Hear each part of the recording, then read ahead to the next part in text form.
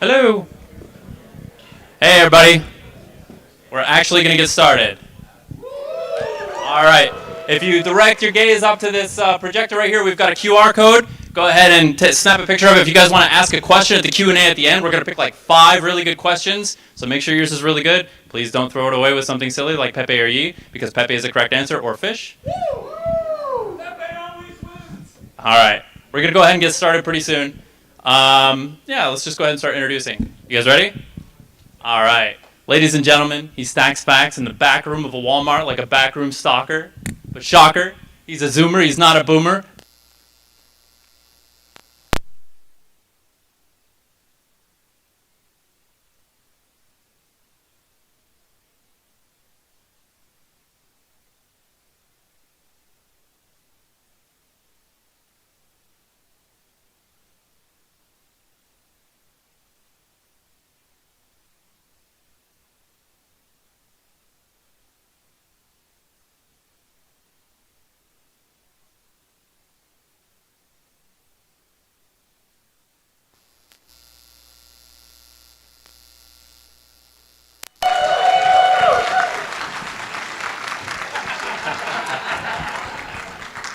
Elon Musk.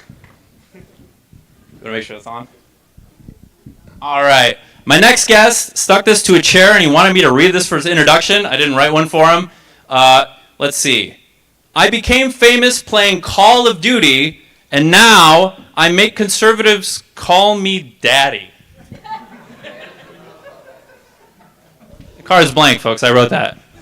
Ladies and gentlemen, Hutch!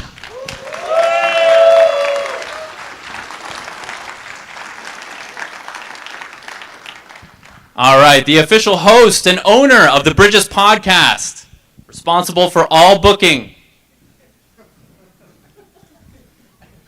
Ladies and gentlemen, not so erudite.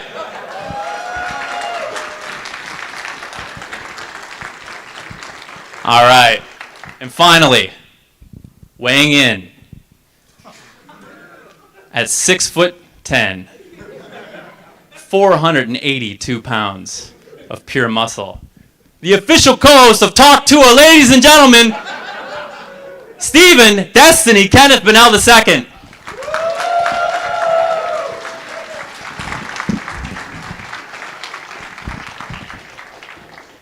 All right, everybody, please give a brief introduction. Obviously, we know who most of you are, but in a couple sentences, please tell us, who you are, why you're here. Starting with me. Hello, hello. Are you on? Am I? Flick it up. I don't know why I'm telling all you. Hey. Oh, there we go. I'm being mogged in real time. You're trolling me right now, okay? Yeah. This is a big troll. It's not funny. Okay. You also troll me because people keep saying Erda is the owner of the British. We're the co-owners, aren't we? Did something change? Is this being stolen from you? Okay, so Yeah. I don't know. It's Did you cool. get promoted? co-owner. Nice one. Good one. I'm here to cheer you guys along and help host this event. And by help, I mean stand awkwardly in the corner and work on my iPad while these wonderful volunteers do all the work. I'm here, hopefully with you guys, hoping that Wisconsin goes mega blue, not just for Biden, but for rewind. Not just for Harris, but for the Senate seat as well. So that's what I'm doing here. Yeah. Some of you will know me as Not So Erudite or Kyla. I am here because I am contractually obligated to. I'm just kidding. I'm here because I help PV organize a bunch of these events, and I got to work with Supreme. Well, he did all the work. I mostly was like, good job organizing this event. So, hope you guys enjoy it.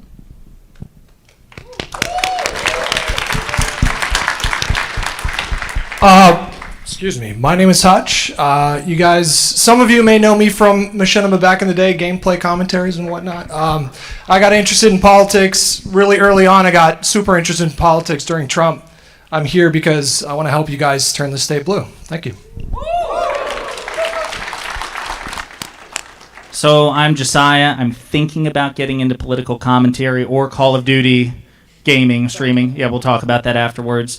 I'm on the fence about who to vote for in the election. Kyla says come out and help you guys, support you guys, and maybe I'll vote for Vice President Harris. Obviously kidding. We're going to turn Wisconsin blue. Thanks for everything you do. My name is Adam Mockler. I work for a company called Midas Touch. I go to Trump rallies all the time. Yesterday I was in Butler, Pennsylvania, where Trump was almost killed a few months back. It was wild, and I'm here to help I'm here to elect Kamala. Sorry, I did the same thing. And yeah, I'm here to meet all the cool people, and I hope we can bring this home in 30 days. Okay, quick. Check. Hello. Am I good? Hello. Check. Can you guys hear me? Okay, sorry. Quick reminder that the Democratic ticket this election is Kamala Harris. It is not Joe Biden, it's Kamala Harris. Okay, let's get that down. Okay. I had some softer questions to start off, but we were running a little bit behind, so I'm going to jump into the interesting stuff. The word authoritarian gets thrown around a lot. Is this a buzzword? Is there something to it? If so, who's guilty and why? I say we just do a free-for-all. Adam is hungry for this one. Let's hear I it. would like to start because I hate to bring it back to the fact that I was at this rally yesterday, but every single person I talked to there doesn't trust any institution around them. I can ask them, do you trust Mike Pence? He's a rhino. Do you trust Bill Barr? No. Mark Meadows? No. The FBI? No. The DOJ? No. They only trust Donald Trump and maybe Rudy Giuliani, and I feel like that's a perfect sign of authoritarianism, the ability to undermine every single institution around you, so when you get back in office, you can tear them down with little pushback. So I think Trump has successfully divided half of our country into an alternate reality. And I see this every single time I go talk to them. And it really does scare me when we live in a different factual reality on every single topic. Whether it's FEMA providing aid, whether it's the election, time and time again, they only trust Trump's narrative over every single institution, every single court. That is what blows my mind. And I think that is a perfect sign of authoritarianism seeping into America. Just because there's one person that's trusted or most trusted in the government? Or do you think it has more to do with the fact that he's head of state, or... I think it has to do with the fact that he's successfully sown so much distrust in every institution around him, and he is able to be the ultimate authority on every single thing, on every topic. I mean, if he tweets something out about FEMA, half of the country will believe that, blindlessly. I think there's a section of the left that I feel like the only person they might trust would have been Bernie Sanders a couple of years ago, and they would have been maybe equally critical or distrustful of a lot of institutions, but surely nobody would say that Bernie Sanders is authoritarian. Or maybe they would. Well, he doesn't have the institutional power. The people who support him don't have the same institutional power as the MAGA people. I mean, what, 60, 70% of Congress thinks the election was stolen? He also doesn't encourage the overthrow of institutions the way that Trump does. So certainly Bernie and progressives want to change institutions, modify and improve them, probably even abolish certain ones like the Electoral College, which are antiquated. But Trump, his distrust of institutions is considerably less founded. There's no factual basis for it, and it's all in service to him. When you combine that with the fact that he publicly called for the termination of the Constitution, the supreme law of the land, like there's nothing more authoritarian than You that. quoted that to a Trump supporter today. We went to a Trump rally today about an hour north of here, and we talked to some Trump supporters. And I think Josiah, such a charming guy. He just charmed everybody, charmed the pants off. He introduced himself as a liberal. He's like, I'm on the opposite side of the aisle, but you're like family. My family supports Trump, and he charmed everyone. And Hutch was just like, man, I don't know. I feel like someone's gonna get rowdy. The very first time Hutch goes up, I think you quoted that True Social quote about him suspending. We got to set the stage, Hutch, before you tell them what you did. So Sure. We're having this exchange, we're having this dialogue with a young conservative at the Trump rally. And all of a sudden, I see this shadow approach, and it's Hutch, 6'4", and he's got this Trump hat on. And he goes, "Excuse me, I'm not sold on the election one way or another. I'm kind of Trump curious." He's like, "But this whole overthrow the Constitution thing." And I go to open my mouth, and some guy further up the line turns around, and we hear, "He didn't say that." And then Hutch said, "No, of course he did," and started to quote it back. And then the guy's like, "If he did say it, Then it wasn't that bad. Yeah. Something that I thought. He called us plants. Yeah, he was pretty up. I mean, the Constitution thing that's supposed to be the firewall against authoritarianism. So if that falls, then everything falls. And so it's just on its face, Trump calling for him to be able to just terminate the Constitution because he feels like there is voter fraud is obviously very authoritarian. So, yeah. Yeah, at the end of the day, authoritarianism, kind of loud. you did it. You did it. It's good. Are we okay? Okay, yeah. At the end of the day, authoritarianism is all about centralizing power. It can be in one political party, it could be in one branch of government, or in the case of Donald Trump, it could be in one person. Bernie Sanders was brought up earlier. I don't remember Bernie Sanders ever saying we need to undermine the judicial branch, we need to suspend Congress, we need to destroy the DOJ and every department and office in the executive branch, like it's pretty clear that Donald Trump wants to centralize as much power into the presidency, into him exclusively, as possible. And I think that, I mean, as evidenced earlier, he can basically say or do anything, and he's seen, I feel, by a large majority of conservatives as a guy who can basically say or do whatever he wants, whether it puts him above the executive, the other two branches of government, or above the Constitution. I was just going to say, I think as well, when you look at like fascism or even communism, when you look at like historical examples of authoritarianism, you see the centralization, but also this like increasingly violent anti-academics, anti-professionals, anyone who's like outside of or disbelieves in like the central tenet, right? And you have Trump calling for the DOJ to be reformed, for his enemies to be locked up. I feel like you're increasingly seeing rhetoric that you've historically seen used on the rise towards fascism or towards communism. You mentioned the Bernie Sanders wing of this sort of left-wing movement, and it's true that you can find pockets of truly authoritarian lefties, but I feel like they have a totally outsized presence on social media. They probably represent maybe 1 or 2% of the entire country. It's just no comparison to MAGA, which is a good 35-40% of the country at this point, and they are fully behind this man. So. I understand. Yeah, that was just a counterexample to the idea that a sign of authoritarianism is trust in one or a few individuals in the government and distrust of other institutions. But yeah, I understand. Well-made point, and I understand. So I guess one other thing that really struck me from that Trump rally was it seemed like no matter what points were raised about particular failures of Donald Trump, one thing that you ended all your interviews with, Josiah, was, is there anything that could change your mind and cause you to vote for anyone other than Donald Trump? And all of them very firmly and resolutely, confidently, put their chins up and said, no, there's nothing that can change my mind, nothing at all. So even if it's the case that they would accept that Donald Trump wants to suspend the Constitution, even if we could make the case and they would agree that Donald Trump is the ultimate authoritarian threat in this country, it seems like that's what they want. So, sorry, I know this is long, but it seems like we're finally at the point where we have to make the case, and I want you guys to sell me, so what? What's wrong with authoritarianism? What's so great about democracy? What's so great about our system? Why do we need to convince people that it's worth saving, worth keeping? Authoritarianism sucks because just look at the countries that it produces. Like the United States has been the leader of the free world for at least the past 80 years, and I don't think that it's a coincidence that it happens to be that we organize ourselves under democratic principles, that we're capable of making great social change, incorporating lots of different types of people and ideas into our economy, into our society, that we're able to mobilize a ton of different factions of society in ways that other countries can't. Like all of this can only happen in a democratic regime, in a democratic form of government, where you can look at how people vote, you can track changes in government, you can track public opinion. If somebody were to say, what does America feel about the war in Ukraine? What does America feel about Israel? What does America feel about whatever? You can look at our elections, you can look at our primaries, and you can tell. If I were to ask you, what does the average Russian citizen think about something? That's a whole project to figure out. What does the average Chinese citizen think about a thing? That's very difficult to figure out, because you've got your single party, you've got your single leaders, you've got what they say, and who knows what the public opinion is on a thing. And then when you look at all the different types of people and peoples that get incorporated into, I think, liberal democracies, you can just see like cool things that you don't really see in other countries. One example I brought up was, on Fresh and Fit, arguing with a bunch of guys who argued for some weird caliphate or whatever, that they wanted to rule the United States. I'm sitting next to Myron, who's like I think descendant of a Sudanese immigrant. You've got Sneeko, who, I think his dad came from Haiti. You've got me, my mom came from Cuba. You've got Fresh, I don't know where his parents come from. Fresh is a guy. But like it's like the fact that we're all doing this podcast here in like a high rise in like Miami, it's such a cool, unique American thing, and a uniquely American thing.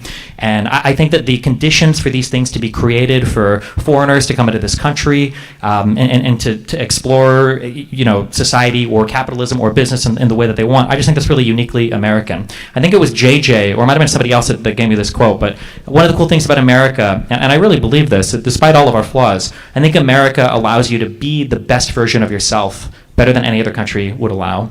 That's what I was going to say, all of that. Did you like that quote, Stephen? Did it come from you? Yeah, I was going to say if you liked it, it came from me, but no, I think it came from JJ. Okay. I just wanted to say that was an excellent, excellent answer, Adam. Thank you very much. for that contribution. No problem. Actually, there's a really good writer, Hannah Arendt. She talks a lot about this. For those of you who are not aware, she fled the Holocaust, a philosopher and writer. She talks a lot about how like a system structure that diversifies power into the people necessarily relies on some level of respect for like power to trickle back up, because every single voter is conferring power to the delegate, and it's a system that basically, no matter what, your politicians have to be kind of slimy pieces of shit because they have to somewhat audience capture to grab their voters. That's the point of the politician.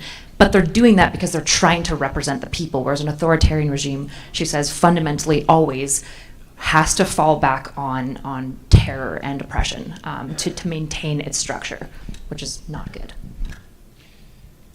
We're in strange times. I mean, if you open Twitter at any point and you just start scrolling, if you were not initiated, if you did not already come to Twitter with some sort of like philosophical grounding or worldview whatsoever, you just wouldn't know what to think. It's just such a random hodgepodge of narratives delivered so strongly and in many cases convincingly if you're not aware of how to get the underlying facts. What happened? How did we get here? What's the earliest sign you remember of this trend taking shape, and how did it progress to this point? I think Fox News is a major contributor to this. I think that it was, prior to the advent of social media, Fox News really pioneered this sort of like hermetically sealed information bubble, and they've monetized it to an extraordinary extent. Even now, they're still by far the most successful mainstream media network. And another thing you all should remember is that when Fox tries to position itself as the alternative, they are the mainstream. They are bigger than CNN. They are bigger than MSNBC. And so then you get these, alternate media spaces and influencers in that space. They take that Fox formula and run with it, and they're assisted by algorithms and everything. And I think that's where we are. I think it's a consequence, really, of multiple things, but I think Fox News is probably the single greatest one. Right. I think alternative media it plays a very valuable role in today's discourse, but and legacy media gets a lot of flack. The problem with alternative media as it currently is that there are not only it lacks layers of accountability that legacy media has. So in legacy media, if you're a journalist and you get some story wrong, you can suffer reputational damage, you can lose your job, these sorts of things. This does not exist for Tim Pool. This does not exist for Steven Crowder. There are incentives for them to lie. And I think that's a huge reason why people are confused. They're actively obfuscating, and they're getting financially rewarded to it to an insane degree. Tim Pool was being paid, reportedly, $5 million a year from Russians to lie to people. So, I don't know how you solve for that. That's an interesting conversation that was in million itself. with an M, correct? 5 million? Million, yes. Tim, if you're watching, we want to know if you're going to give the money back. But speaking of Tim Pool, I'm pretty sure there were reports that after Russia invaded Crimea in 2014, they immediately ramped up their information online strategy, their PSYOPs essentially, and now it feels like we've created this perfect ecosystem where Elon Musk takes over Twitter, he allows the unfettered spreading of disinformation. We have pundits like, Vivek Ramaswamy, he'll go on Fox News and spit Kremlin talking points verbatim, saying that Vladimir Putin was basically pushed into doing this. So it's just insane to me that we have Russian talking points being directed to millions of Americans, and Twitter is not or X isn't helping at all. That's one perspective. The other perspective about Elon Musk allows mis and disinformation. I think many people hold the perspective that Elon Musk is not being the arbiter of what is the truth and what is mis and disinformation. If it's all allowed, then he's not the one in charge of deciding what is or is not truth. Do you think there's any merit to that? There is absolutely no thing that you participate in life where you're trying to sort noise from accurate signal, where more signal or more noise is helpful. And it's a whole other conversation about like freedom of speech and these kind of like epistemic values that lead you in like good information gathering directions. But I think people have this really bad notion that if you want the truth to rise to the top, you just need more speech. Freedom of speech is great. We just need more speech and more speech and more speech. And that's just not true. It's not true anywhere. And the noise and the mess of what exists right now on the internet, especially in places like X, where people can lie with impunity, including the owner, who is now shamelessly in full support of, Donald Trump, who probably lies more than any politician person I've ever seen in my entire life. and this is in the same universe where Santos exists. It's absolutely insane. And I think people, I don't know what the conversation could even begin to look like, because when I say, like, misinformation is a huge problem online, conservatives and Democrats will both cheer and applaud for exactly the opposite reason. So there's something that we're going to have to do to approach and change how we sort through, like, what exists online, what's allowed to exist online, or how people are allowed to propagate information online, because the current environment is never going to produce something good for democracy, I don't think. Especially with AI. Yeah, I can't remember who said it. It was either Matt Beat or Huey, but they talked about how essentially democracies are destroyed by, like, divisive realities and mistrusting one another and, like, misinfo, whereas authoritarian regimes are built up and reinforced by these systems, right? And so I think probably lots of people have seen, like, Ryan Macbeth on Twitter being like, at some point, like, misinfo Russian, like, bots and stuff, like, are these considered, like, armed combatants to some degree? Because it's so destructive for a democracy to create a reality where you can't trust your neighbor and you don't even live in the same world, where Democrats are now, like, creating hurricanes to hit Georgia and stuff. Like, how do you even begin to wrestle with ideas in a democratic way? Well, I was asking the Trump supporters yesterday, I have a bunch of clips of this. I go, would you rather vote for Kamala Harris or Vladimir Putin? A lot of them said Putin. I said the same thing with Kim Jong-un. Kim Jong-un or Kamala Harris. A lot of them said, I'd stay home. I said, what if you're the tie-breaking vote? They said, I can't vote for Kamala. How much do you think Vladimir Putin is salivating when he sees that he waged an invisible war, essentially, without wasting any money on ground troops? And he has tricked half of our population, with the help of Donald Trump, into thinking all this, that Vladimir Putin would be a better leader than Kamala Harris. I mean, what was the quote? Wasn't there a quote leaked recently where Donald Trump was looking at Kim and he said, like, when he rises or when he does whatever, his people clap. I want my people to do that. my people to do that. Well, yeah. Well, like when he was president, he talked to the Joint Chiefs of Staff and DoD officials. He's like, what about military parades, which is stuff that they do in communist countries? It's absolutely insane. But on that, kind of piggybacking off what Adam just said, this is why, for those of you who've, like, heard me occasionally in Steve and Stream ask the question, and it is Socratic. It's like, if we experienced, God forbid, some sort of, like, terrorist event on a Democrat's watch, would Republicans rally around a Democratic president? If you recall, those of you who were around during 9/11, the expectation was, if you're a Democrat, you shut the bleep up and, you just rally behind the Republican. It doesn't matter what the policy differences are. That was the expectation. I am convinced, as I imagine many of you are, that in a counterfactual where it happens under a Democrat, you would not get that support from Republican, not just Republican voters, but Republican politicians. They would use it as an opportunity to undermine the Democratic president, and that's an asymmetry that we have to really push back on. I do want to say that despite the fact that it has just objectively gotten just way crazier in the last 6-8 years in terms of misinformation, confusion, obfuscation, the liberal coalition in this country is doing a really good job. For the last 6 years, it's been sustained wins. I'm optimistic about this November, and it's in no small part because of people like you participating. So give yourself a round of applause once again for doing that. It's important, it matters, good job. All right, Hutch fishing for the claps. I see where you're at. I see what you're doing. Okay. But we all agree that people lie on social media, and that's the biggest confusion, because everybody calls everybody a liar. We see the no-use strategy, right? Donald Trump, I believe, tried to coup the government and steal the election in 2020. And what happened? Joe Biden endorsed Kamala Harris. We didn't do a primary. What's the word that popped up out of conservatives' mouths? Coup. They call it a coup. It's ridiculous. There's no comparison. But that's the strategy. And to the uninitiated, how do you even start to tell the truth? We agree that people lie, and that's where the confusion starts. But what do you do about that? What are the solutions? I think it has to start in the media, whether that's people hosting debates, whether that's media officials covering like events. I think in the beginning, people were a little bit scared about coming off as too unhinged about Donald Trump. Well, in the very beginning, it was funny. People said, we have to be careful we don't normalize this. But then in the media's I guess, quest for legitimacy, they stopped criticizing Trump because they were worried that they were coming off as too unhinged, and somehow conservatives managed to get a grapple on the entire narrative on the liberal side as well.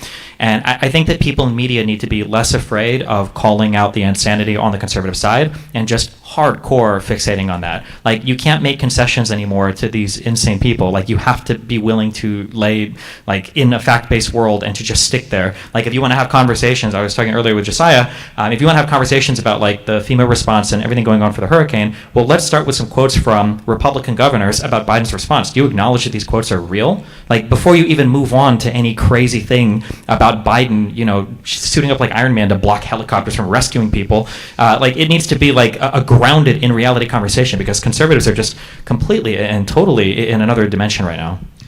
I mean, you say that, but the media is everything. You can, if there's a narrative that you want or that you like, there is media out there that showcases that and that will obfuscate, that will refuse to cover a story and will hyper-focus and create their own narrative for any piece of information that's out there.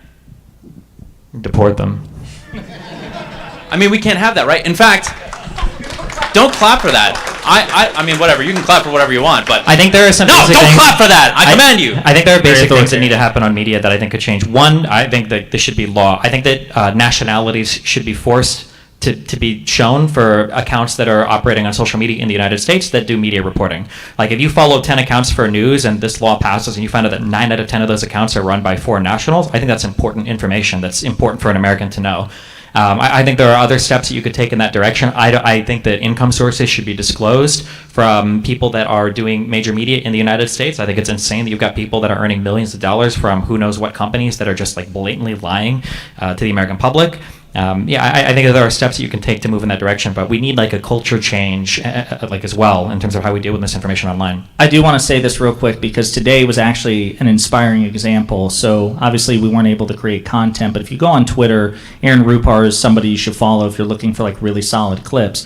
And Sundays are really important for politicians because they go on the Sunday morning shows, Face the Nation, Meet the Press, Fox News Sunday. And what was interesting is on Meet the Press, Face the Nation, and this week, the one hosted by George Stephanopoulos, all three of those hosts on 3 different networks were interviewing Republican politicians and basically stopped the interview to hammer about the 2020 election because J.D. Vance, of course, he was doing pretty well in the debate, but arguably lost it at the very end because Governor Walz asked him a question, who won the 2020 election? Did Donald Trump lose? And he wouldn't answer. Gotcha.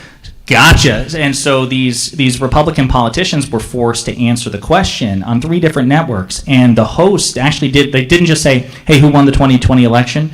And then when the Republican dodged, they just move on.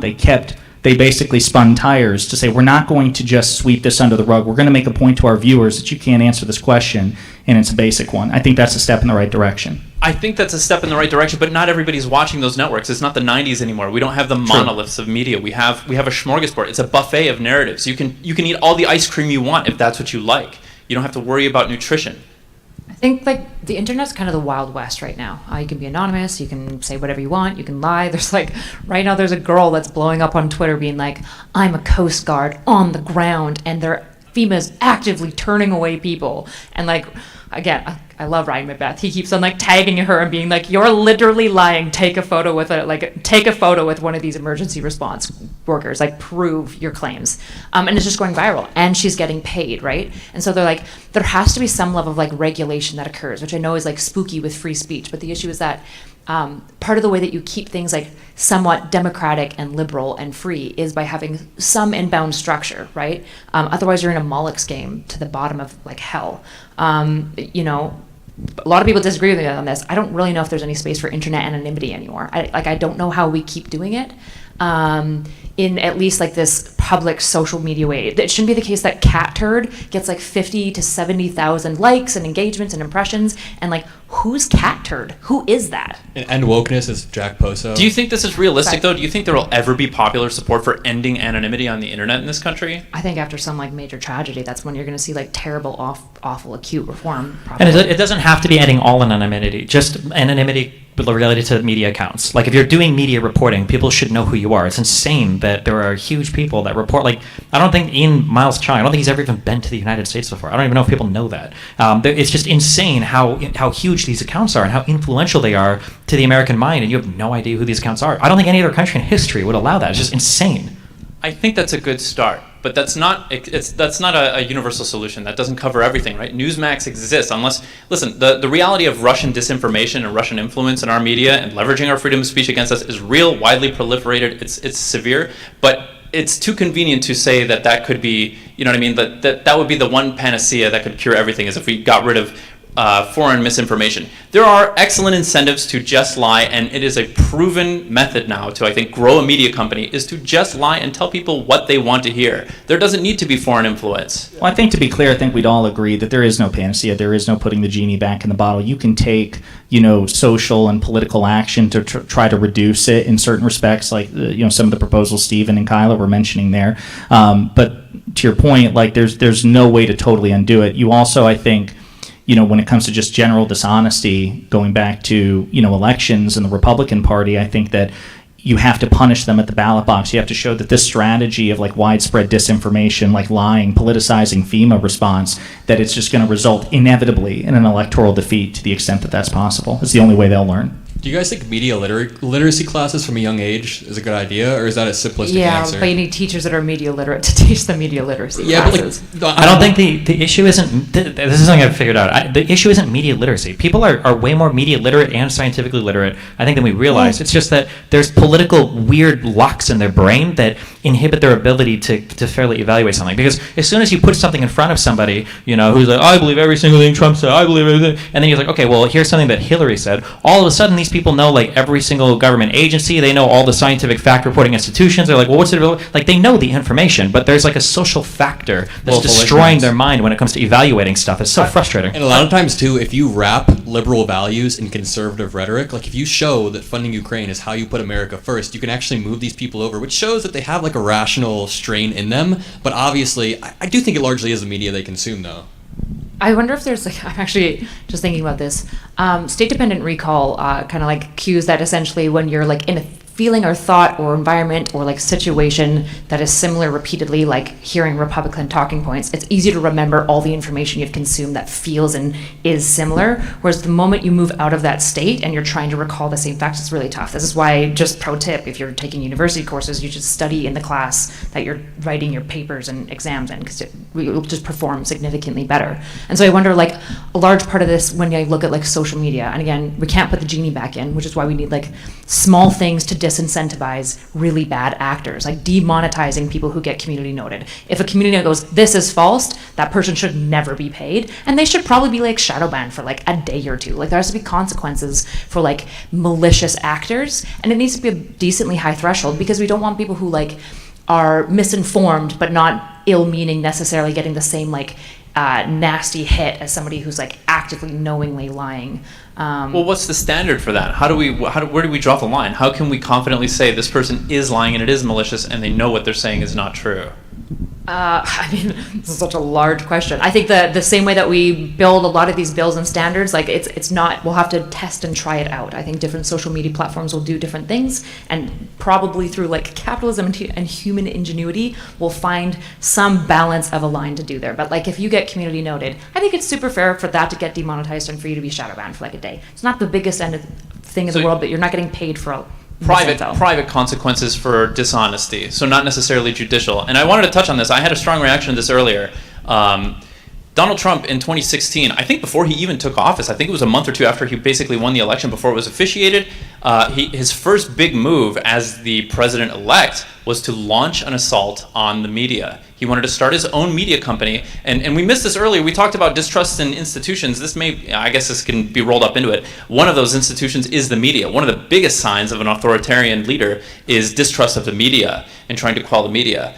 So when he said, like, we need to deport them, that's why I had such a strong reaction. This can't be the solution, right? And Trump literally just said he wants to strip the licensing away from ABC, right, after the debate. And then I think he said something about Fox News needs to stop showing all these liberals. He said something. He said that multiple times. We need to open up the libel laws. Yeah, he's like threatened the media multiple times. I think this is why like bureaucracy is so unsexy, but this is why it's important. Bureaucracy can get bloated and doddering and out of touch, but this is why like science broadly as an institution is very self-correcting, right? When you ask like, what's the line of knowing somebody is like lying? It's like, okay, I'm not gonna make it up on the spot, right? It should be a system that gets built and tested just the way that science came up with peer review in the 60s to improve its quality. And now we're looking with meta science and being like, oh, peer review is actually failing us because we don't pay anyone who peer reviews. So we should actually incentivize peer reviewers, right? There's little tricks that you can do over time to improve how these little tools and systems work so that they're doing less harm. And I think we have to like look into these things. They're just not like fun and sexy, but there is bureaucratic ways that we can kind of solve these problems. I think on our end, one of the things that we can do is offer a better alternative. So if we can, right now it's just a case that the right-wing media ecosystem has a tremendous advantage, in my opinion. They're well-funded. They've been at this for like 10 years. They have massive audiences, and sort of like milquetoast liberalism, as you said, it's just not as sexy as what they're doing. Another challenge is like you were talking about your conversation with Tim Pool today. And you were mentioning the fact that when you spoke with him, he was able to rattle off like 10 or 15 really niche kind of... This happened in 1963. Did you know that? Right. And so like they're really good at gish galloping and just throwing 15 things at you. And you have to be really sharp to be able to debunk that stuff, engage with that stuff. And for the average person who's working a 9 to 5, they just don't have the time to do that. And so if we can help like build a successful alternative to that, then maybe we can sort of fight against it. Okay, we're going to have some guests go ahead and call in. They wanted to thank you guys. Who do we have first? Do we have a mic over there? Just raise your hand. No mic, there's one in this chair. If you guys can send someone to grab this mic for us. Go ahead and queue up the first guest for us. Or just let me know when you can. That's fine, and we can keep rolling. Sorry, do we need something? Just give the mic to him to be able to talk to me, the guy in the control booth. His name is Jeff. What do you want? Oh, can we queue people up? I have some people, but just give me a minute. Oh, sure. Okay. So far, I guess the solutions that have been proposed are we can have private consequences. So if somebody gets community noted too many times, they get demonetized. Do we see the obvious problem with that? The community note system can be and has been abused. Why is that? Because Hassan is a bad fit. Oh. No, because I mean, like, truth on social media platforms ends up being a consensus, and really you're just like, you're recreating basically the same problem that you are trying to fix, right? The issue is we have all these accounts that are dishonest. Well, let's use social media to hold those accounts to be honest, and then you're relying on the same people consuming the dishonest information to hold those accounts to be honest. Obviously, it doesn't work.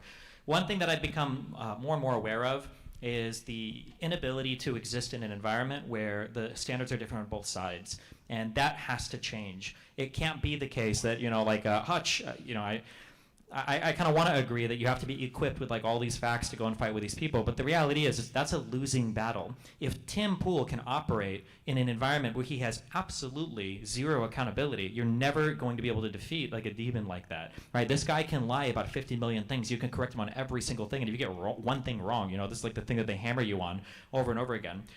I don't know if the solution is there, but the accountability has to be brought back. Like even in the political world, outside of the internet place, you can look at the FEMA response. You can look at how Republicans are playing games with this, of accusing Democrats of doing things that Republicans have done that Democrats haven't done. It's insane that Donald Trump has played games with federal aid in response to disasters in California multiple times, and he's talked about being on stage and continuing to play games with it. And the fact that you've got Republican governors saying, "Hey, did Biden do anything to help you?" And like, yeah, he called me yesterday. Yeah, we've already had these conversations. Yes, the federal institutions are mobilizing as much as they can. But I mean, where's the penalty for that, right? Like, I mean, we've all joked about this, and I'm sure you guys have heard it a million times. Like, Donald Trump on a daily basis makes statements that would sink entire Democratic campaigns. There are answers that Donald Trump gives to questions that, like, if a single Democrat were to say this one time, they would probably just be gone, right? You talk about, like, Biden and his senility. Watching Trump ramble through that answer on that economic stage about what would you do for policy to help alleviate like childhood poverty. My God, what an unbelievable ramble. It put Biden to shame. I felt like Biden was a young 35-year-old whippersnapper after listening to Trump stumble his way through that answer. Yeah, Biden was watching that at home going, I could have nailed that. That was, I yeah, could have nailed it. Yeah. The concepts of a planned answer was worse than any answer that Biden, well, almost worse than any answer that the Biden. concept of a plan. My God, are you? And then also, I like that he's got like a trick. He's like behind stage, like sweating. He's like, fuck, I don't know any of these countries. I don't know what the fuck any of the history. Like, what the fuck am I gonna do? And they're like, tell him you can't reveal the plan because it's a secret. And like that, he's done that over. He did it on Alexa's show. He did that in debates. He's like, okay, well, I can't say it because I can't reveal my plan. It's a secret. He did that in 2016. People were pressing him on what his plan to defeat ISIS was. He says, "It's a secret. I can't tell you. It's gonna give us a tactical disadvantage if I tell you in advance." And then he gets elected. He comes into office, and his plan was, "I'm going to give the generals a month to come up with a plan." I'm not kidding. You can Google this. This is what he did. And this is just par for the course for Trump. It's just a completely set of different expectations for Republicans and Democrats. Yeah, speaking of that, Donald Trump doesn't have any plans. When you ask him about healthcare, he has concept. You ask him about Ukraine, he says, we'll see what happens. You ask him about abortion, he has a new answer every single day. Meanwhile, Republicans are always saying Kamala Harris needs to come out with her plans. She had 30 days and she came out with multiple thorough plans. So it just blows my mind about that double standard. You can read on Trump's site where they released a policy. I was like scrolling through some of the pages for like housing. They're like, our plan is to make more houses and slash interest rates to make housing more affordable. How the fuck are you going to do that? You're going to cut interest rates as the president? What the fuck does this even mean? Like, it's like the dumbest shit you've ever seen. This is like a Reddit post. It's like so horrible how we it's shouldn't laid tariff out. John Deere 200%? Is that what you're telling me? Do what? Tariff John Deere 200%? That's not a good idea? Yeah, Jesus, it's so stupid.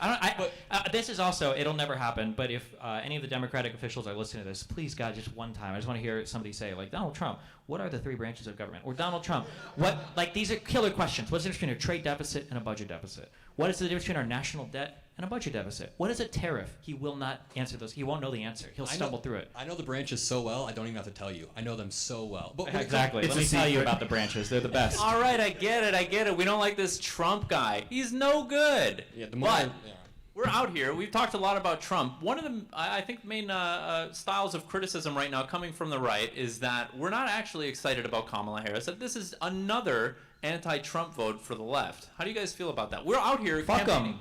That's their fault. Look at their whole platform was anti-Biden. Like, look at what happened when Biden stepped down. They literally had nothing. Like, the whole Republican platform was built around attacking Biden and getting him to step down and then swap him with Kamala. And then when they did it, they're like, oh shit, like, what the fuck? You guys cooted. Not acceptable. And now they're like floundering. And now they're like, oh, well, you guys don't have anything but an anti-Trump vote. What does Trump even represent? Fuck conservatives. I don't know. I feel like a two-party system is always kind of an anti-vote of the other party, like so often. If you guys said, what would make you ever consider voting for Kamala? Nothing. It's like voting for Trump is in many ways also an anti-vote for Kamala. I don't know. Maybe this is just my Canadian showing, but I'm like, it's always that in a two-party system. I don't know. I don't understand this question. I really like Kamala's housing plan, and I like her ability to turn black without even trying, just on the spot. It's amazing. All right, we're gonna You did say they were ready. Okay, excellent. Yeah, let's go ahead and get our first guest up here.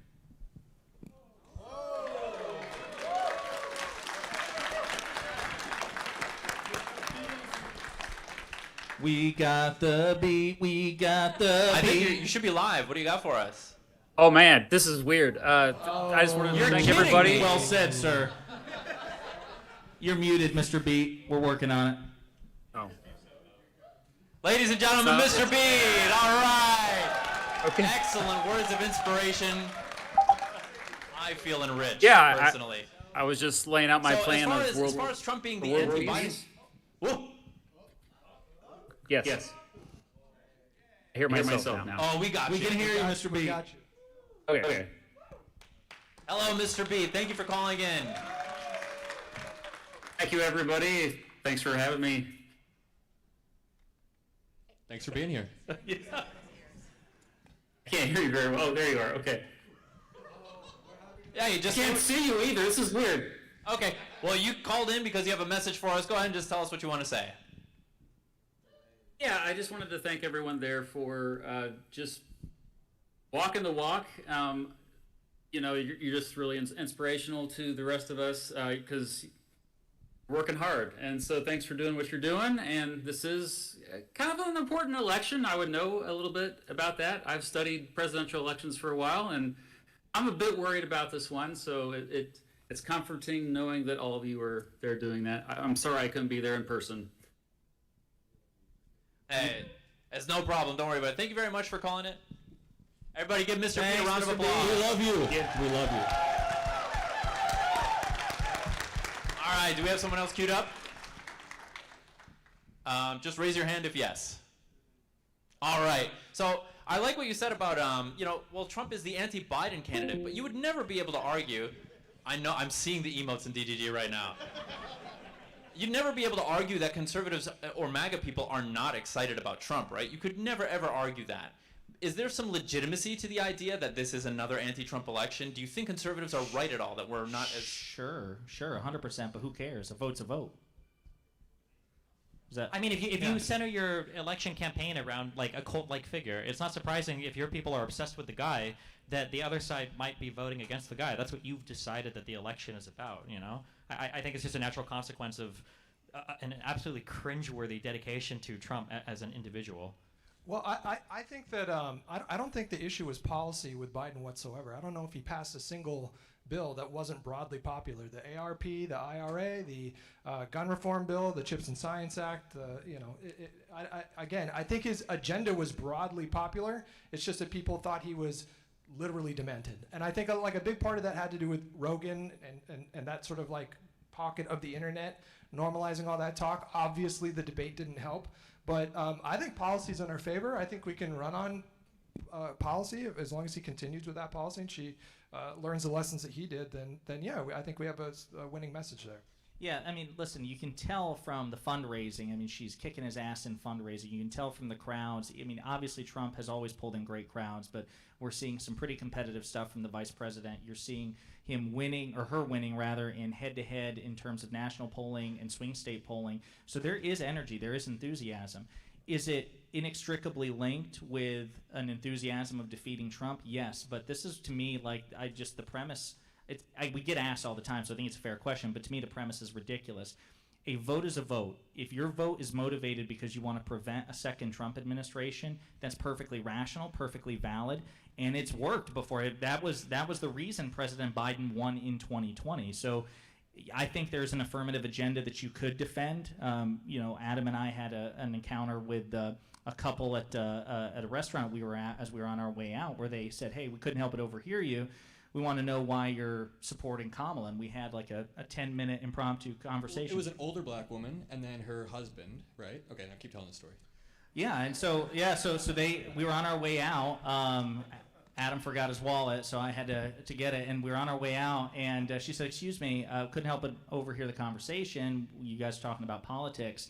Obviously, you're voting for Kamala. What's your reason for that? Do you have like real like affirmative reasons for it?" And so I said, "Listen, she's part of the Biden-Harris administration. The Biden administration has been very competent, and I gave out concrete policies that President Biden has passed, which to Hutch's point are overwhelmingly popular if you look at the polls." And then as the conversation progressed, I'm like, but even if you don't feel any of that, even if the 800,000 manufacturing jobs, the 4.1% unemployment, all this other stuff, the COVID management, like that, you don't feel that doesn't count, well, there are good reasons just to keep Trump out of the White House, and I don't think anybody should back down from that. I think it's just pure cope that people are not excited about Kamala. If you look at her public approval numbers before she entered the race until now, you can't get there unless you are a formidable candidate. She was a little rough around the edges in 2020. I don't think she was at her best. And she did do a lot of media training, and I think that is obvious. She did phenomenal in that debate. I think a lot of people wanted to see somebody bully him, take him to task. I love the fact that she was aggressive in her eye contact the whole time. Like, that was one of the best debate performances I've seen. He couldn't from look at her. Any presidential candidate. And so this idea that MAGA, this accusation that they're throwing that she's just, it's all manufactured, I think is silly. I think she's formidable, obviously. Okay, policy. I checked the latest numbers from Brookings, and 98% of the median voters think that policy is nerd shit. And you guys are nerds. We're old. We care about this stuff. But the average MAGA person doesn't. They care about the fact that the Democrats are transing the dogs and eating the illegals or whatever, right? Do you even see a solution to this? The culture war is sexy. That's what motivates people these days, it seems like. Do you see a solution to get people interested in policy and reality? That's why we're here to announce Steven's second red pill arc. He's going to go back into that space and wage the culture war. Right, Steven? I think like the culture war stuff, I think is a little bit overblown. The Republicans ran on trans issues in 2022, and they had one of the worst midterm performances in modern history. People were more concerned about upholding democracy, healthcare.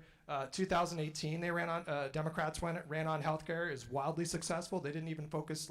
I wouldn't say that Trump was the primary focus of that. And so, I mean, I don't think Bannon is wrong that politics is downstream from culture, or is it the other way around? But I do think that it's a bit overblown. If they want to run on trans issues, hey, go for it. It just hasn't worked out for them yet. I mean, is that the feeling that you got today talking to Trump voters in line at the Trump rally?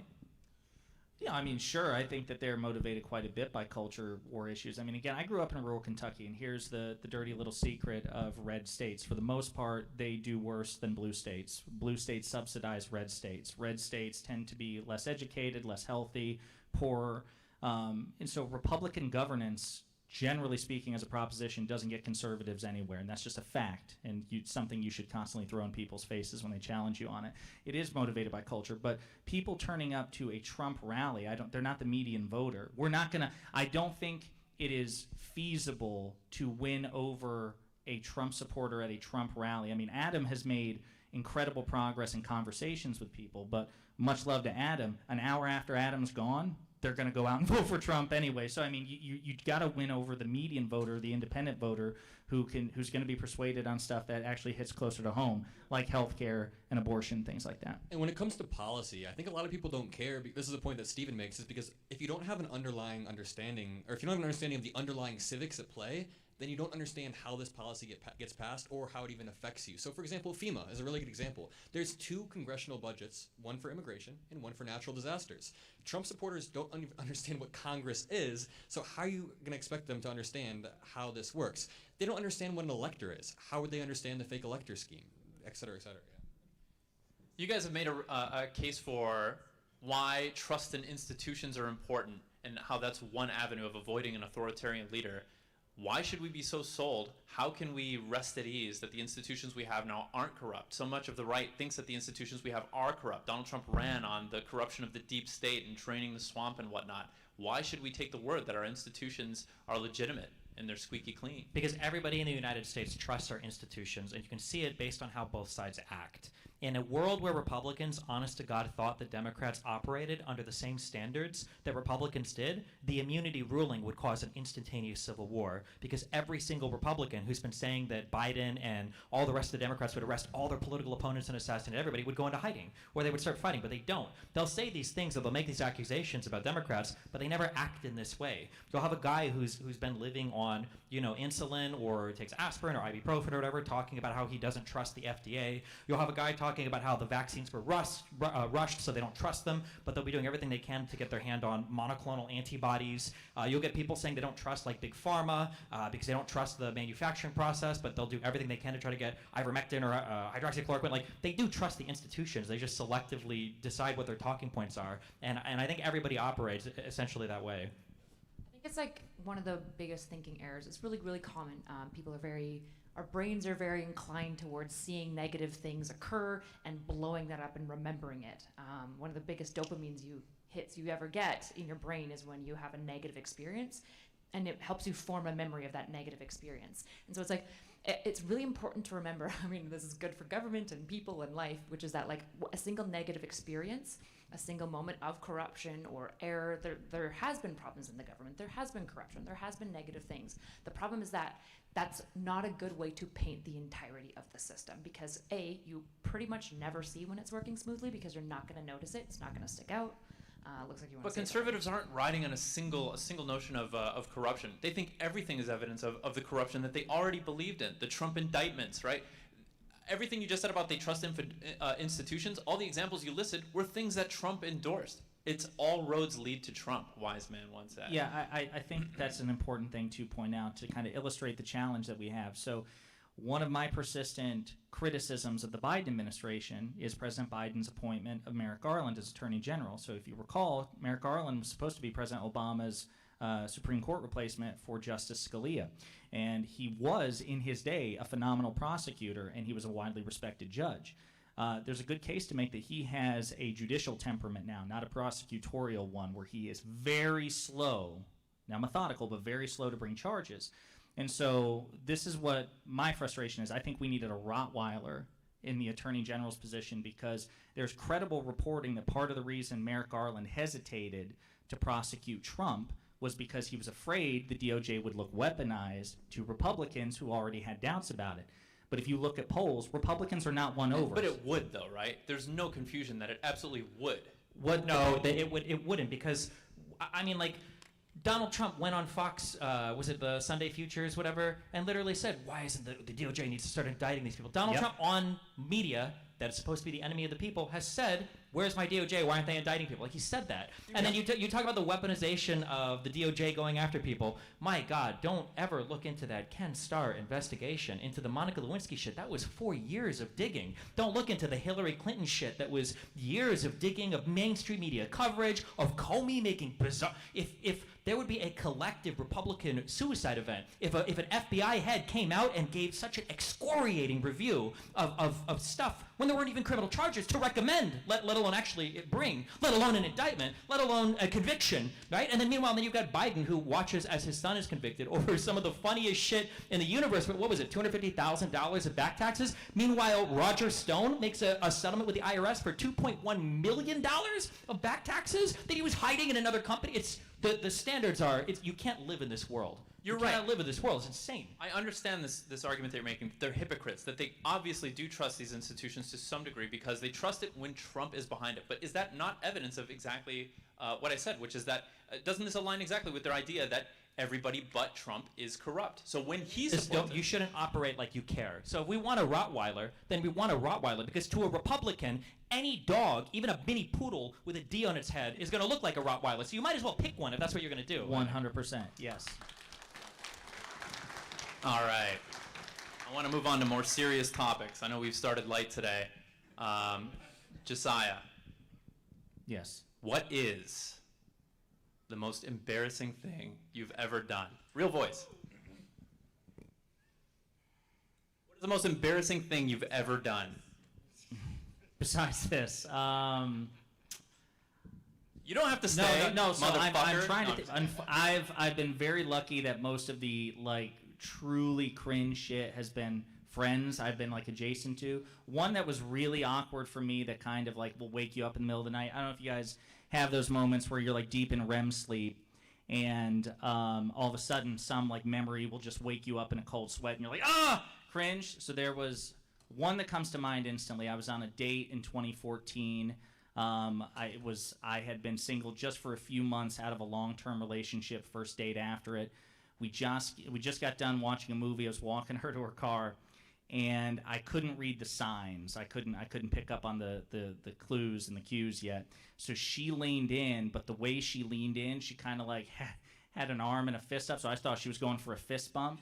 So she leaned in for a kiss, and then I held out my fist, and there was like that sort of eternity that lasts, for a few seconds. So then I dropped my fist and leaned in for the kiss, but she brought her fist up, and so that was, Lauren, if you're watching, I remember that moment, and I apologize for the awkwardness. So I'm sure she's watching. She's a DGGer, I think. She should. Please like and subscribe if you're watching, Lauren. Adam Mockler. Man, that's a really tough question. I was going to ask you about Ukraine, but go ahead. Okay, wait. No, I'm kidding. I'm not going to be the only one who... I was vulnerable. I'm not going to be the only one... Do you guys want to do that to Josiah and make him tell the only one that tells an embarrassing story? What do you think? Yes. Too bad. Adam Mockler. This one's pretty personal, but one of my girlfriends in... Not anymore. Okay. One of my girlfriends in high school, I hadn't met her parents yet, and I took an edible after school with my friends. Sorry, but we did. And then she invited me to her baseball game that night, and I went a few hours later, and her entire family was there, and I had to meet them. It was so awkward and terrible. They were asking me questions, and I'd respond a few seconds later, and then it didn't last long. I never met them again, honestly. You laughed a lot too. Like at the end, honestly, I was like, "Do you guys want to join me in my car and smoke a little bit?" I don't know what else to do at this point. That was a cool story. I don't believe that was awkward at all. That was pretty good. It was very awkward. I didn't know what else to pull from. I mean, I don't know. So much Riz. Hutch. There's no way to sugarcoat this. I recently shit my pants in my car with my fiance in the car. End of story.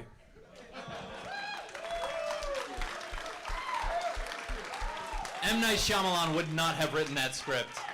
You just started with, I'm Bruce Willis and I'm dead. You started with, guys, I shit my pants. And then here's all the background information. All right. Not so erudite. Oh God, I hate this story. When I was 16, I had a boyfriend that I decided was not going to be my boyfriend anymore. So I was wrestling with the morality of breaking up over text or in person, and I was 16 and dumb, and I was like looking on the internet, and it was like always break up in person. So I was like, okay, got it. The problem is he lives like an hour and a half away, so I made him drive out to me. I know. I'm sorry. He drove out, and I was like, well, I don't want to break up with him in front of my parents. That would be really awkward. So we go for a walk with my dog, and I live in like the country. And we go to like this field, basically the hill. And we're like hanging out, and my dog is off leash, like running around, and we're like chatting, and I'm like, yeah, I just like don't really see it working out or whatever. And he was like, oh, okay, that's super fair. It was a normal breakup, like it wasn't like a big deal. Oh God. Then he turns to go, and my dog starts following him, and we're like pretty far out as well. So he turns to go. My dog starts following him, and so I turn, and the problem is like when I interact with my animals, I don't use like baby voice, I use like normal tone. So I like turn to my dog and I said, you can stay. And then the guy turned around and he was like, oh, I just figured it would be better if I left. And I was like, oh, no, you should go, my dog should stay. Yeah, this was before I like discovered social skills. That came at like 19. So that was mortifying. And then he got lost on his way back to the car because we were like in the middle of fucking nowhere. So then he had to like call me to get directions back to his car. And I just remember like sitting in the forest, like far away, being like, oh my god, like when is he gone? So I'm sorry, Joel. He killed himself in his car after. Oh my god. He's actually gay now, so I don't know if that's my fault or. He's watching right now, you know. Okay. I heard we have another guest who wanted to, I think he sent us something. He unfortunately wasn't able to call in.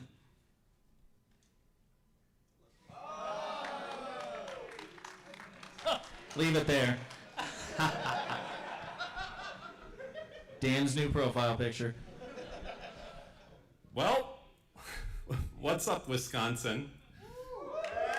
By the way, real nice audio. Very professional. You know, if this happened to me, I feel like it happened recently. When it did, I got 20 Reddit threads and an unhinged dossier on Twitter. And can someone tell me why a show that talks about the inherent value of dog warts is somehow expected to have a more professional setup than whatever this George Soros fever dream is? What even is progressive victory? It feels like Tenet Media, but way less cool. No Russians, no deep throat, no millions of revenue. Like, was this all funded by some like really small leftist group in Sweden or something? I don't even have video on my end. Right now I'm just literally talking to a black void. It's actually starting to feel a little bit like a Anything Else episode. You know, since no one can talk back to me and I can't hear you and this is all perfect, has anyone here, like on the stage, have you guys perhaps thought that maybe you should tell Steve that his glasses are hysterical? Like, why are you guys letting him go around looking like this? You're literally going to create more Trump supporters with every single photo that you let this guy be in. It's like he went to Walmart and asked for like a leftist Edward Snowden. Anyways, listen, don't worry. Chatters out there in the audience, he's appreciative of your feedback. And he can't ban you unless he knows your DGD name, so don't tell him, okay? Anyways, serious stuff. Let's not forget, all you guys out there are doing something important, knocking on doors, and pissing people off. I can't tell you how much I hate all of you. Every day, I'm getting one of you guys coming to my house, and I'm like becoming the real life Ron Swanson, telling them I know more than you do. Jesus. I'll just say, okay, I live in a pretty Jewish neighborhood, okay? It's called Little Israel down here in Miami Beach. I think it is like some of the highest counts of Jews, anywhere in the country, maybe outside of Manhattan or something. And I'll say early in the year, there was a lot of Orthodox Jews that were definitely for Trump, and that's because of all the weird maneuvers he did with things like moving the embassy to Jerusalem, and I guess now telling Israel he's gonna, that they should nuke everyone. But I do feel now, being here in the shit, as they say, things are getting a little bit better. They're seeing, well, not better for me or for them, but they're seeing the rising anti-Semitism on social media. And they're starting to realize that, hey, wait a second, maybe these guys on the right aren't our friends after all. So it gets easier now because they see like all these insane conservatives on the right basically assuming that all Jews are working together. Like we have a Discord meeting on Friday evenings where we discuss which weather events we're going to schedule with our Hasidic laser beams for the coming season. Oh man, I'll tell you, we have to schedule these. The amount of checkboxes you have to click on the trillion-watt laser, it's a huge pain in the ass. It is funny though that all these people on the far right assuming that we're all working together. And I think I've said this before. I mean, I know I've said this before, but I have to tell you, when I'm selling some of Steven's used camera gear because he bought something wrong for the podcast on... Okay, how much longer is this? I told him 15 to 60 seconds. Roll down clip 47 It's not where like they're I'm negotiating with fuck Jews. yeah, I'm giving you the special discount. I know what I'm in for, okay? So I just don't understand why I can't get more like Smiths or Bonnells or something. That's enough. Like that. Pause it. I think he was trolling us to see if we play it all. He has his own show. It's done. It's the worst. Hey, was that racist enough for progressive victory? I hope so. Okay, cancel it. Okay, close it. We're good. Okay. See what you did. That's it. Thanks I think for you just coming wanted to my see TED if we Talk. would play it all, And, honestly. honestly, I don't care if you guys found this funny or not. I was told I had to Clearly. in 30 minutes, and I'm literally speaking into nothing. I can't hear you. I can't see you. This is basically like terrorist vibe stand-up comedy. So, anything else, guys?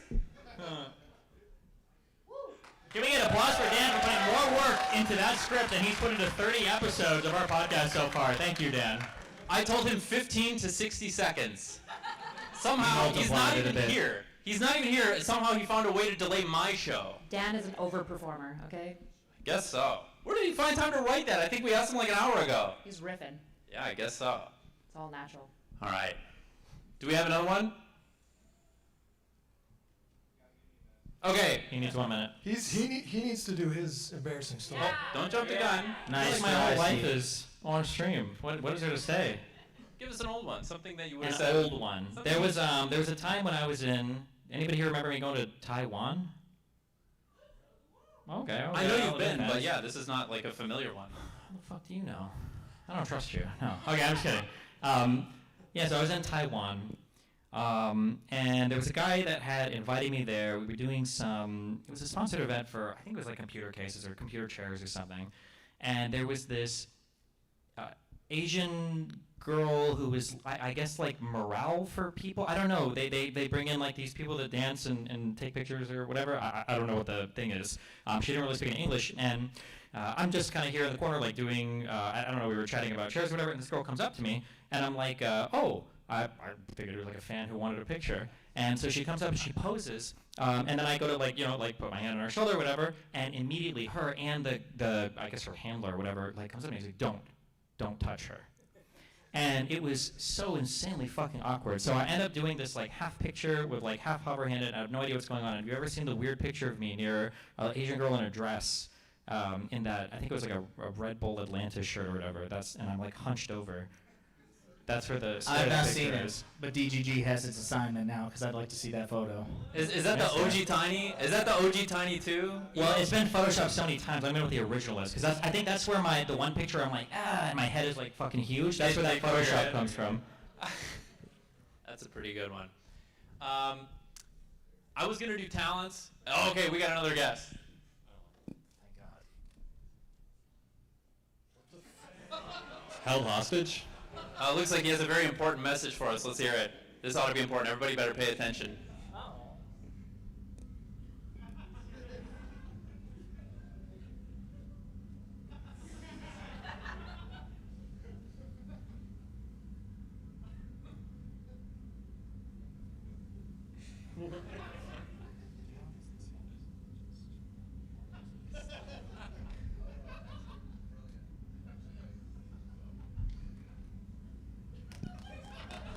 Did we have to watch all of this?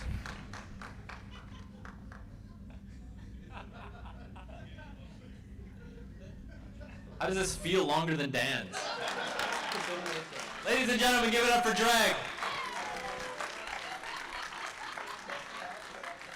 All right, I asked everyone on the panel to prepare a talent, but I think thought it was one thing from that list. You're running down that whole list? Oh my god. it was 2 of like 5. Oh. I didn't prepare a talent. You want me to make you do the talent? Is that what you want? You want to watch him dance? You want to see Sneaky do a dance? Look what you just did to yourself. Oh, I don't have any talents. I just argue with people. That's okay. She's your co-host. She told me she has one. No, I said I'm explicitly not doing that talent. You guys want to see it? No, I'm not doing it. It sounds like they don't want it anyways. I don't. No, It's fucked up. It's fucked up. He has a talent. He's got a weird thumb. I can touch my thumb to my wrist.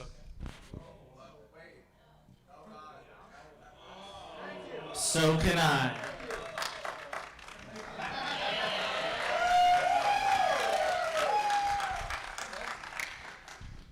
I was gonna go for the That's first either one. 2 very talented people or 2 people who have no talent whatsoever. Maybe we That's can all right. do that. All right. Did you guys have any questions or anything else you wanted to contribute to the panel? Anything that you feel like you didn't get to flesh out enough or touch on or something like that?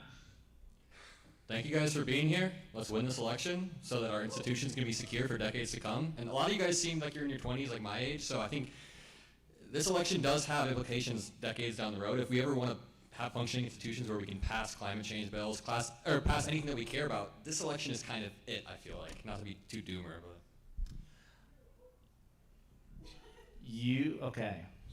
You, the eternal optimist, did say earlier that you had some concerns that I think are worth sharing.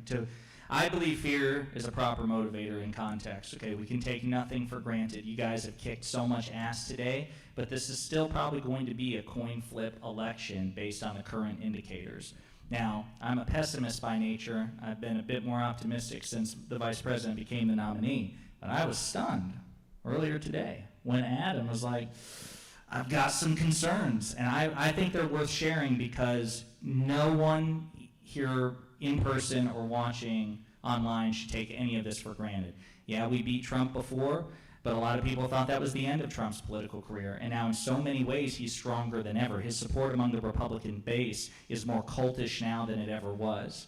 And so with that in mind, I think you should share some of your concerns. I was just saying, well, first of all, maybe the MAGA brain rot has gotten too deep into my brain, and I'm just starting to think that, I don't know, but intuitively, I feel like, first of all, the polling numbers are good for Kamala, but we're like 1 or 2 percentage error away from a Trump victory. Also, Donald Trump has been campaigning on the national stage for 9 or 10 years. He has a name recognition down. We were talking to that couple. They didn't know anything about Kamala Harris, and that's why I pointed out she was like an older black woman. She didn't know anything about Kamala Harris, which I just feel like we have a lot of ground to make up. And then on top of that, if you look at the economy, and I know none of it's Biden's fault, but things have gotten more expensive. When I talk to some people, it really feels like we're really close to a second Trump term. And I see a reality where on election night, we're all kind of floored when Pennsylvania goes red, but it'll be very obvious why. I mean, she's underwater with working class men. And I know that women have kind of evened that out, suburban women, but I wouldn't be surprised if on election night, Trump ekes out Pennsylvania, and boom, it's a second Trump term. I think we all need to be prepared for that, and we need to work so that doesn't happen. I think we're going to win, and I think it's because of people like you, so thank you guys for coming out there and doing that today. I just want to be the one optimist on the stage. No, I understand what you're saying, but I do want to say that, like, if he does win in November, we just lick our wounds for a week, and we just get right back at it. And we just keep doing this over and over and over and over again. This is a lifelong project, so. Wait, that was the optimist note? I think we're going to win. Yes. I'll pay the capital if we don't. I think we're going to win. I guess I want to speak more for like a PV organizing, DGG side maybe. Somebody asked me a really good question today, which is how do you overcome political nihilism? And I obviously don't have the perfect answer, so don't take this with all authority, but I think a lot about political nihilism like I think about like mental health nihilism. A lot of people in their like 19s, 20, 21, they're kind of like, they get kind of like slammed by the world. They like go out and no longer are in public school, and they're suddenly like adults like that, except I guess here you can't drink, so you're adults except for the fun things. So yay America. But I think a lot about how it feels like there's nothing you can do. And I think it's led to like this intense sense of hopelessness and lost. And I guess I shared the story of the person who asked me the question, but I think like one of the most important stories in my life has been the story of the man walking along the beach with his son. and he's tossing starfish into the ocean as the ocean tide is going out. And there's miles and miles and miles of beach, and the son is like, why are you doing this? Like, it doesn't matter. Like, you'll never save all the starfish.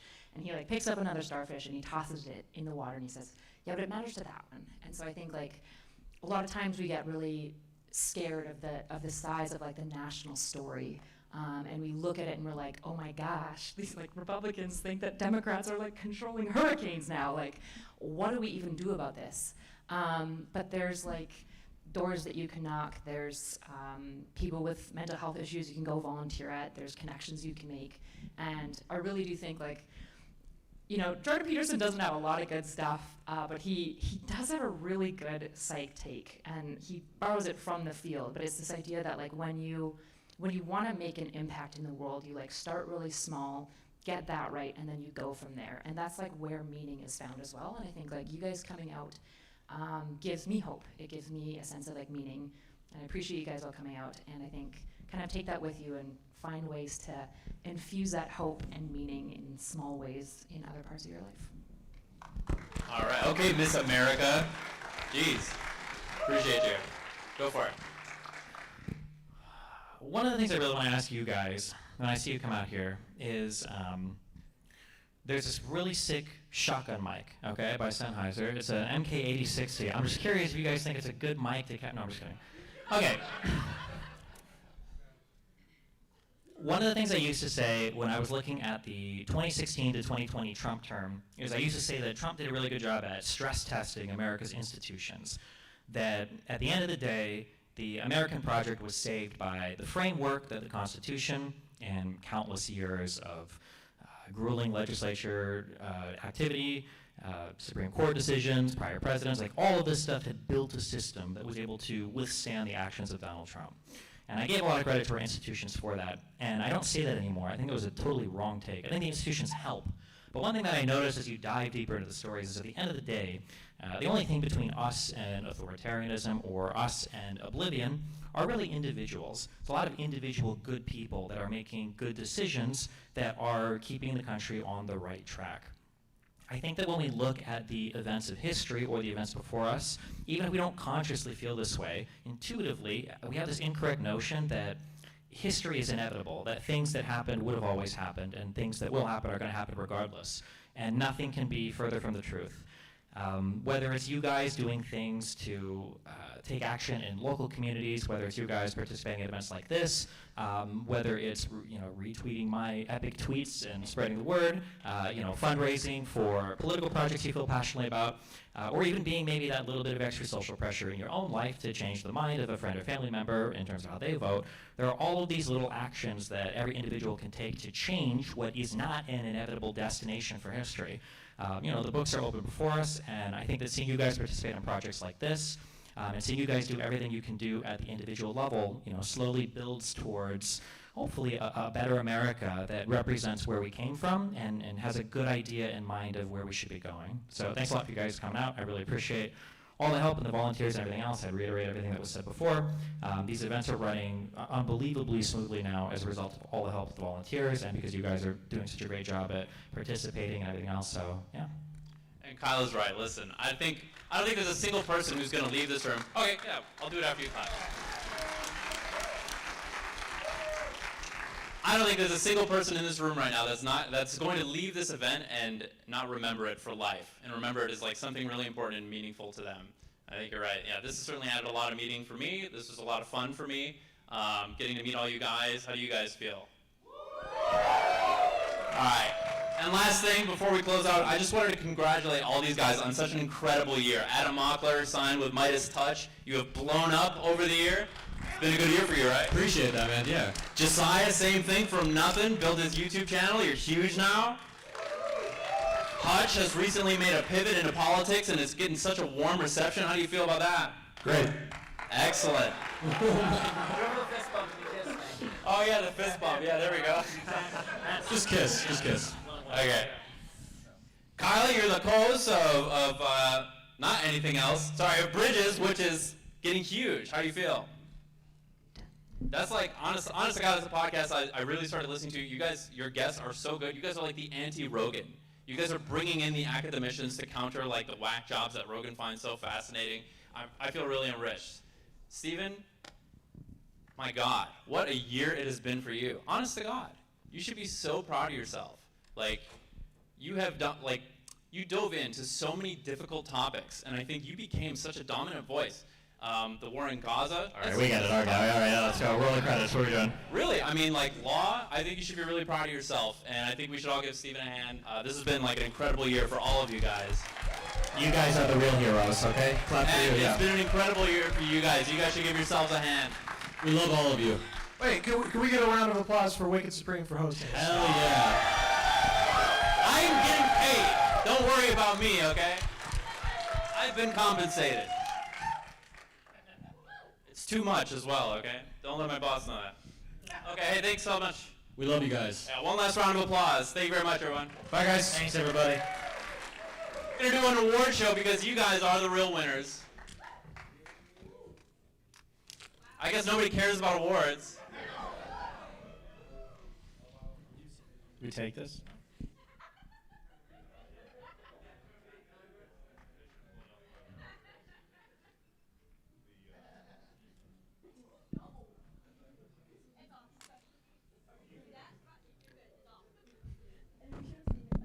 It's still on. Hutch, is Dune a good movie? Can we talk about Dune 2 again? Do you? Are you guys ready? Do you need a mic? What's up? Am I